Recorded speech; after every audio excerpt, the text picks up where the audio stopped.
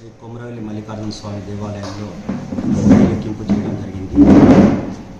ఇటు కార్యక్రమంలో మాకు ఉండిలో గణనీయంగా 2 నెలలకు అంటే మాకు జాతర అయిపోయిన తర్వాత మే నెలలో కానీ జూన్ జూలై మాసాల్లో 1,05,00,000 రూపాయలు 110 గ్రాముల బంగారు రావడం జరిగింది.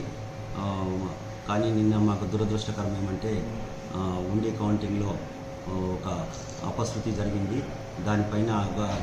దానిపైన మేము కూడా పోలీస్ వారికి ఫిర్యాదు చేసి కంప్లైంట్ చేయడం కూడా జరిగింది.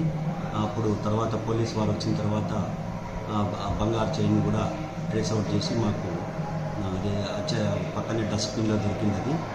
కాబట్టి మేము ఈ విషయం కూడా వాళ్ళు ఎంక్వైరీ చేయవలసిందిగా కంప్లైంట్ చేయడం జరిగింది.